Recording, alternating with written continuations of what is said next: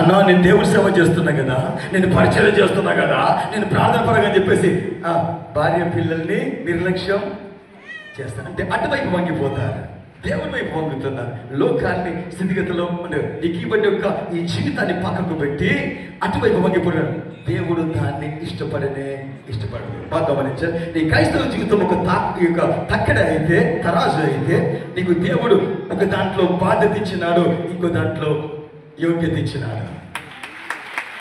ఒకవైపు బాధ్యత, ఇంకోవైపు యోగ్యత. నీ భార్య, నీ పిల్లలు, ఒక నువ్వు లేమని అయితే, అంటే జాబ్ చేస్తూ సేవ చేస్తే, నువ్వు లేమన్షిప్ ఉన్నట్టయితే, నువ్వు లేమని ఉన్నట్టయితే, ఒక నీకు భార్య, పిల్లలు, భర్త, కుటుంబము, ప్రార్థన, ఇది కలిగి ఉండాలా.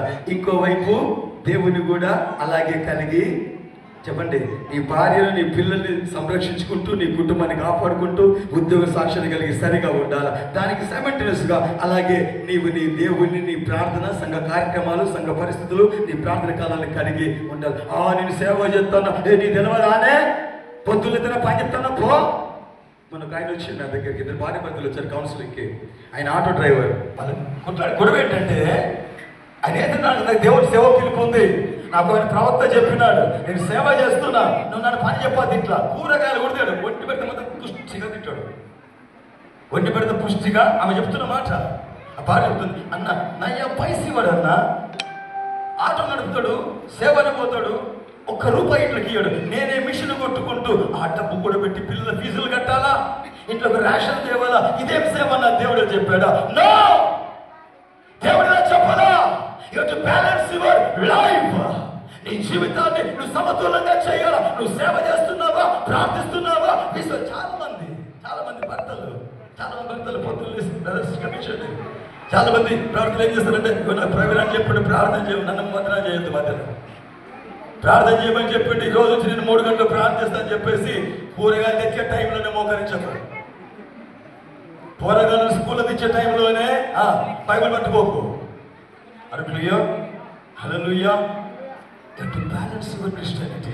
నీ క్రైస్తవత్వాన్ని నువ్వు సరిగా చూసుకోగలగాల. బాగా గమనించాలి. నీ భార్య, పిల్లలు, నీ కుటుంబము, నీ బాధ్యత ఎంత ఉందో దేవుని సేవ విషయంలో కూడా. సునీల్ అన్న పిలిచి, తమ్ముడు పన్నుంది చెట్లేదవరా అంటే, అన్న ఇప్పుడే పొలం కడిగి పోయొచ్చిందన్న, ఈ పంత ఇరుగున్నది, నొప్పులున్నాయి అన్న, సామలని వీలు, పప్పుదస్తని వీలు అని అనొద్దు. నీ కుటుంబము, నీ పొలం పని ఎంత చేసుకున్నావు, దేవుని పని కూడా అలాగే సరిగా బ్యాలెన్స్ ఇవ్వాలి. అది దేవునికి ఇష్టమైనది. హల్లెలూయా. ప్రార్థన చేస్తున్నాను, భార్య పిల్లల్ని నిర్లక్ష్యం చేయమాకు. నేను సేవ చేస్తాను, కుటుంబాన్ని విడిచిపెట్టి విచ్చలవిడిగా తిరగమాకు. వంగిపోతావు. ఎటువైపు నువ్వు వంగినా దేవుడు దాన్ని ఇష్టపడ్డే. ఎందుకంటే ఆ కుటుంబము, ఆ భార్య పిల్లలు దేవుడికి ఇచ్చిన బాధ్యత, రెస్పాన్సిబిలిటీ. ఇదేమో యోగ్యత. సేవ అనేది యోగ్యత, ప్రివిలేజ్, ధన్యత. చెప్పబరచండి. 2 సరి సమానముగా చెప్పండి. ఈ రోజులో చాలా మంది క్రైస్తవ జీవితాలు సమతులంగా ఉండడం లేదు, వంగిపోతున్నాయి. కొందరేమో వంగిపోతారు. ఇటువైపు ఒకటి చూసుకుంటే వారికి ఎంత సేవ పిలుపున్నా కానీ దేవుని పక్కన పెడతారు. దేవుడికి కానీ తెలుసు కదా, పిల్లలు చూసుకోవద్దా అని చెప్పేసి ఎప్పుడు చూడు పోరగాళ్ళు, పిల్లలే, సంపాదనే, బతికి అనుకుంటాడు. ఏం పట్టుకపోతారా బాబు? ఏది మనతో రానే? నా దగ్గర 3 లక్షల ఫోన్లు ఉన్నాయి. ఇక్కడ 3 ఫోన్స్ ఉన్నాయి, 3.5 లక్షల పైన ఇవి. నాకు పోయినప్పుడు నాకు వస్తాయా? మరి ఇది రాని వారికి కారణం ఎందుకమ్మా? Balance your life. నీ జీవితాన్ని నువ్వు బ్యాలెన్స్ గా ఉంచుకోగలగాలి, సరిగా ఉంచుకోగలగాలి. దేవుని చేత నీవు హెచ్చరిక చేయబడుతున్నావు. హల్లెలూయా, హల్లెలూయా.